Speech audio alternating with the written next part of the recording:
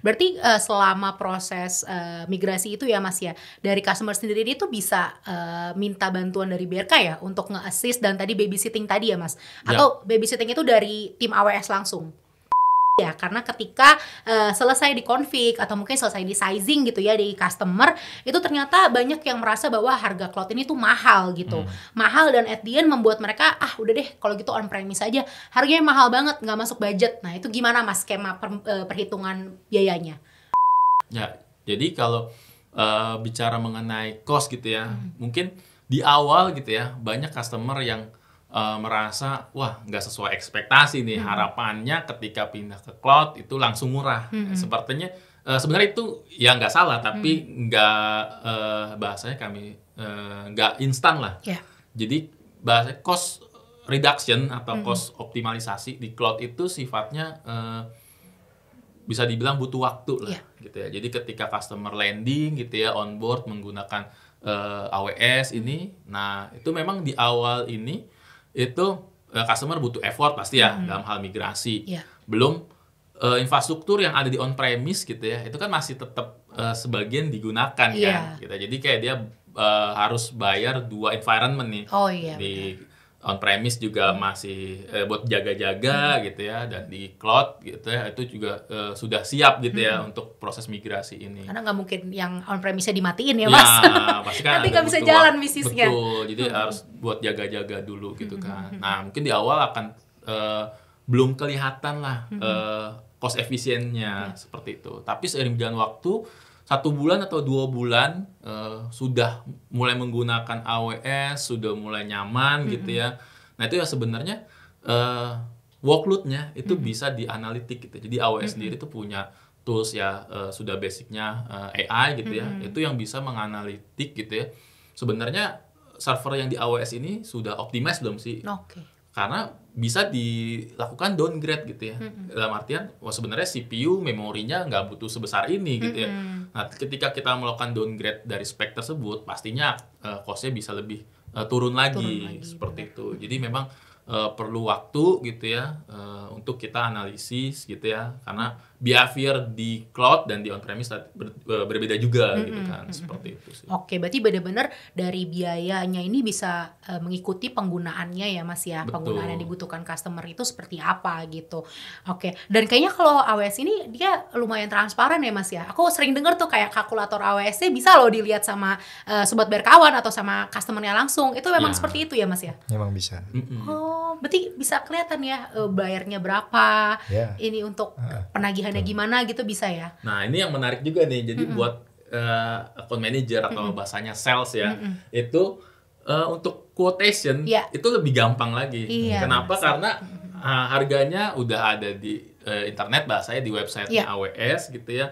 Jadi biasanya dari tim saya, dari solution architect, itu kasih kalkulatornya. Nah kalkulator itu juga yang bisa dipakai sampaikan ke customer. Gitu. Betul. Jadi hitungan estimasi. Betul, estimasi cost itu bisa keluar dalam hitungan hari gitu ya. Betul. Hari ini minta, besok udah bisa keluar karena secepat itu ya. Nggak perlu minta best price ya segala macam. Nggak perlu di rack dulu, nggak perlu minta diskon dulu ya Mas ya. Oke. Jadi juga untuk sobat berkawan nih yang mungkin ada keinginan atau kayak mungkin pengen coba cloud gitu ya, nggak usah takut dulu nih lihat harganya nih, karena bisa di sizing sesuai dengan kebutuhan ya, sama dibantu oleh tim solution architect dari BRK ya, dari tim dan Mas Rizal. Yang menariknya adalah di AWS itu ada semacam namanya ada namanya reserve instance ataupun saving plan. Nah ini apa sih sebenarnya? Jadi semacam komitmen.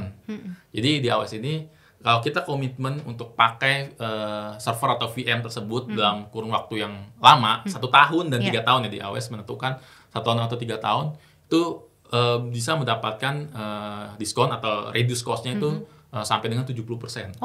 Wow. Jadi kalau customer emang udah komit nih, wah kayaknya nyaman nih pakai AWS dan workload-nya seperti tadi kan sudah dilihat, wah ternyata ini udah menemukan sizing yang tepat. Lebih baik di-commit aja setahun atau kalau langsung 3 tahun, itu bisa lebih murah lagi dapatnya, seperti itu. Itu memang supaya kita juga lebih percaya ya Mas ya, kayak oke, kalau udah nemu AWS ngapain lagi pindah ke on-premise lagi gitu ya Mas ya, kalau udah enak gitu kan.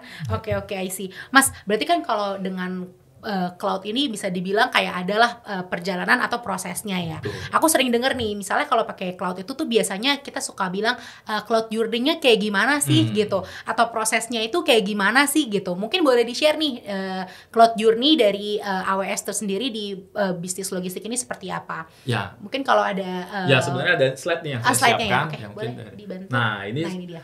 jadi betul sekali. Jadi ketika kita menggunakan cloud ini ada yang namanya cloud journey. Cloud journey itu apa? Jadi ketika kita mulai menggunakan cloud itu nggak bisa ya udah berhenti di situ gitu kan. Jadi awalnya mungkin ya seperti yang ditampilkan di layar gitu ya, dari aplikasi yang monolitik gitu ya, masih ada web, aplikasi, database dan seterusnya itu ada di satu server. Nah itu ya awalnya kita pasti assessment, kita akan planning mau seperti apa nanti dalam beberapa bulan yang akan datang atau berapa setahun yang kemudian gitu ya. Nah yang utama adalah yang hijau ini nih, yang hijau itu kita umumnya mayoritas lah customer menggunakan rehost migration atau bahasanya live and shift. Jadi apa yang ada di on premise itu as is dipindahkan ke cloud. VM ke VM, jadi VM juga. Nah itu sebenarnya ini pun sudah good point gitu ya.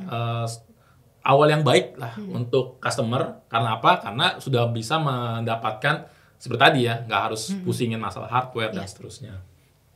Nah, ketika sudah landing gitu ya, sudah on board, baru bisa di explore lebih lanjut nih, advance-nya gitu ya, bisa menggunakan teknologi kontainer ya, seperti Docker gitu ya, Kubernetes gitu ya, itu containerized. Jadi aplikasi yang besar gitu ya, monolitik, itu bisa dicacah lagi menjadi yang kecil-kecil. Arahnya kemana? Arahnya lebih ke nanti jadi microservices. Berawal dari containerized ini dulu. Nanti dari containerized udah dapat pondasinya, baru mulai ke re-architect. Nah, re-architect ini baru mulai jalurnya ke arah microservices gitu ya. Seperti kita tahu kalau banyak sekali sekarang e-commerce ataupun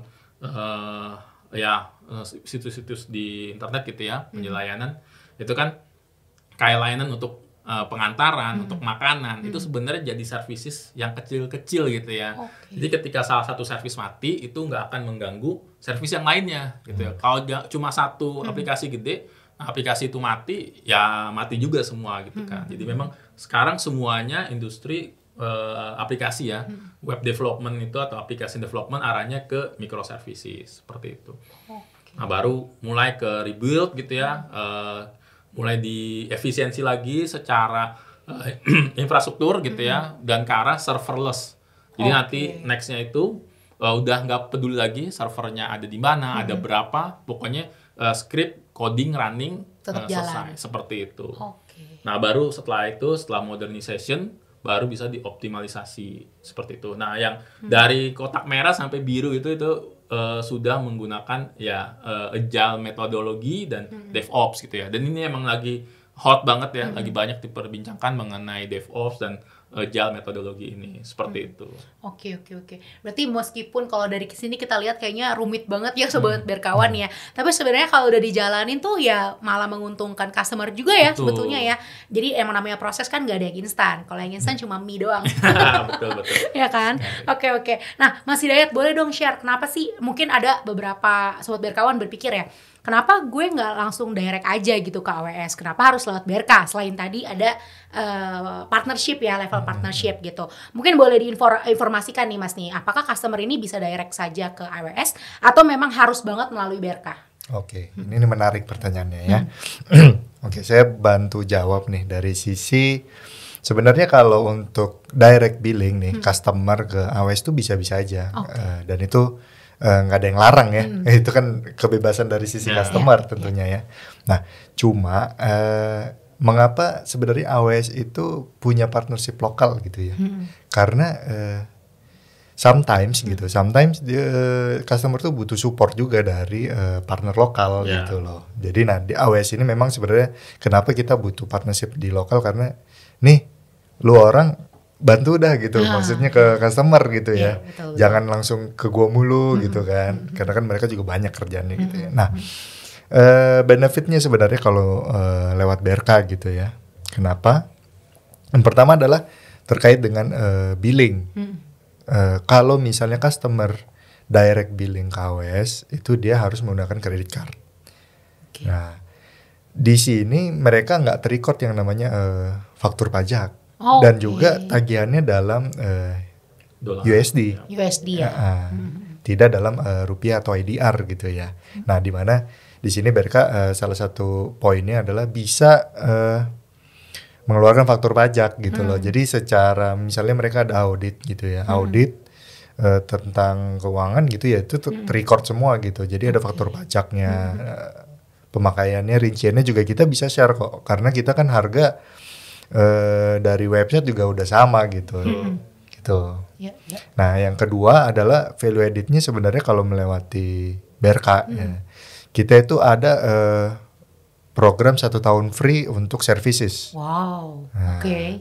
Kalau ini saya jabarin ya satu-satu, yaitu free 1 tahun itu apa aja?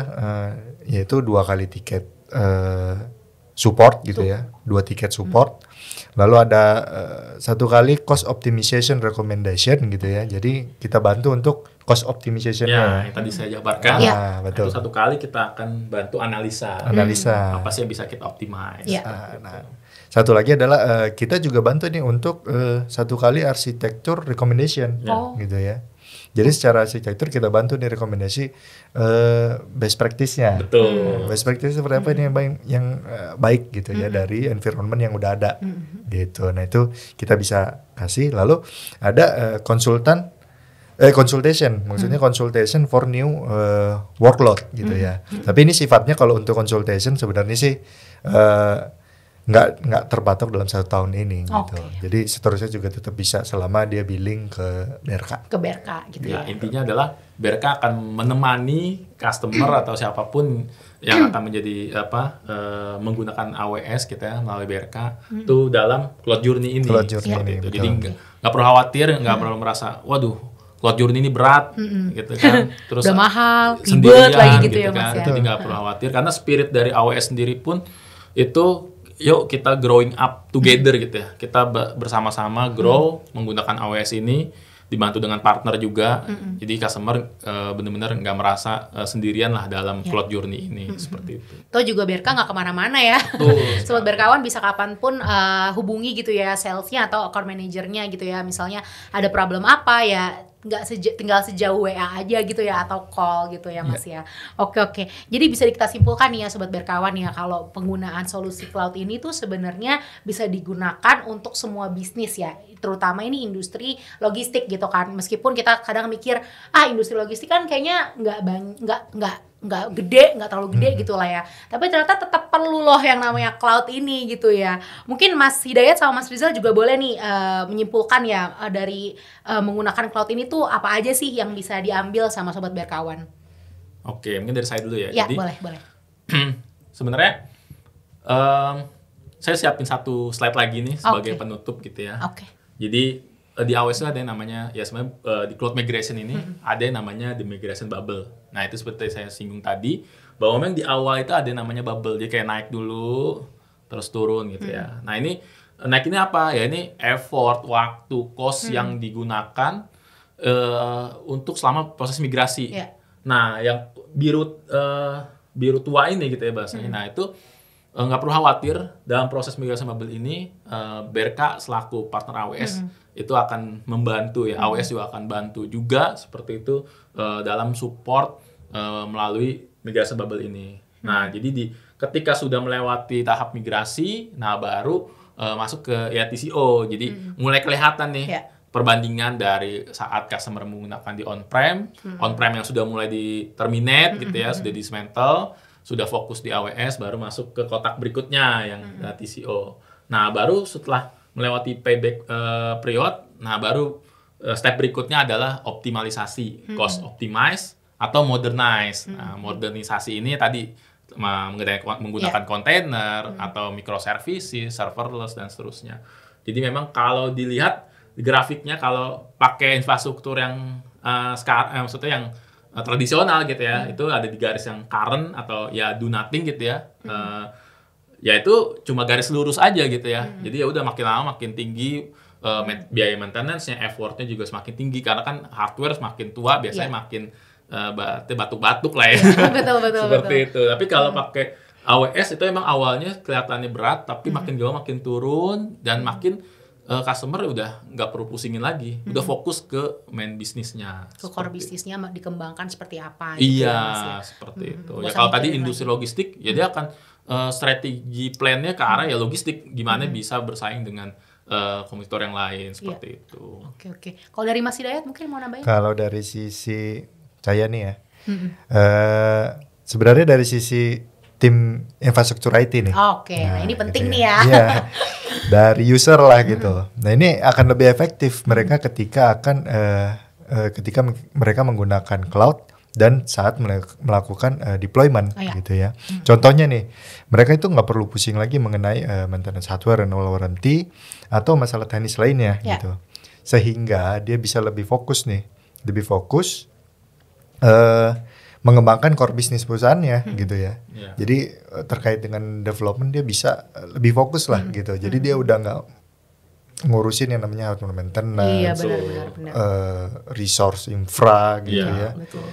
overhead lah ya. Iya, overhead gitu. Oke, Dan oke. secara delegasi pun dia lebih lancar pastinya Iya, nanti. betul. Kurang lebih sih seperti itu. Oke. Nah kalau misalnya aku bisa bantu simpulkan juga ya Sobat Berkawan ya, kayaknya dengan menggunakan cloud ini tuh kita bisa nggak jangan puas dulu lah ya, kayak seolah-olah karena sudah pakai cloud ini berarti udah beres nih pekerjaan. Ya. Tapi sebetulnya dengan sekalinya kita coba pakai cloud ini bakalan banyak banget manfaatnya, karena semakin hari semakin berkembang ya Mas, Iya. dan fiturnya makin banyak ya. Betul. Jadi nggak ada salahnya juga kalau pakai cloud ini emang bisa diimplementasikan untuk semua bisnis atau semua industri perusahaan ya Mas ya. Ya, I see. Oke lah, mungkin Sobat Berkawan nih kalau yang ada kebutuhan ya atau pengen coba gitu ya, POC aja bisa ya Mas ya? Ya. Kita bisa AWS ya Mas ya? Kalau ada kebutuhan secara teknis mau buktiin dulu gitu Iya, ya, proof of concept gitu ya. Ini beneran bisa jalan gak sih Iya. gitu ya di AWS, itu segera hubungi aja. Oh, nah tuh bisa. Sales representatif gitu Ya. ya, atau AM yang sudah biasa dihubungi. Itu wah, kita mau POC dulu. Kita akan menerima dengan tangan terbuka. Iya Seperti betul. Kalau mau konsultasi juga kita bisa bantuin ya Yap, Mas ya. betul. Atau mungkin kalau misalnya belum ada rekomendasi AM dari BRK, bisa langsung hubungin tim marketing BRK juga ya. Ya. Untuk nanti akan didelegasikan ke tim yang berkaitan gitu dengan AWS. Oke, nggak kerasa nih Sobat Berkawan, kita sudah ngobrol segini panjangnya ya. Ya. Semoga apa yang sudah disampaikan oleh Mas Rizal dan juga Mas Hidayat ini bisa menginspirasi ya dari Sobat Berkawan dan bisa terbuka juga nih sama yang namanya teknologi cloud, terutama AWS Cloud ini. Nah, Mas Hidayat dan Mas Rizal, thank you udah meluangkan Thank you. waktunya, udah berbagi Sama-sama. ilmu Sama-sama. juga. Thank you Jadi juga. aku juga jadi tahu nih gitu kan, kalau misalnya ada mengalami tanda-tanda yang namanya butuh cloud, itu kita bisa konsultasi langsung sama tim BRK ya. Jadi nggak usah takut-takut lagi gitu. Oke, Oke. Sobat Berkawan, thank you juga sudah stay tune ya selama episode ini. Sampai ketemu di episode Tech Talk BRK Podcast selanjutnya. Bye-bye. Bye. Oh iya, Sobat Berkawan, juga jangan lupa ya untuk like, comment, subscribe, dan juga share ya episode kali ini nih ke teman-temannya Sobat Berkawan. Dan juga jangan lupa untuk subscribe YouTube-nya Berkah Hardaya Perkasa. Bye-bye!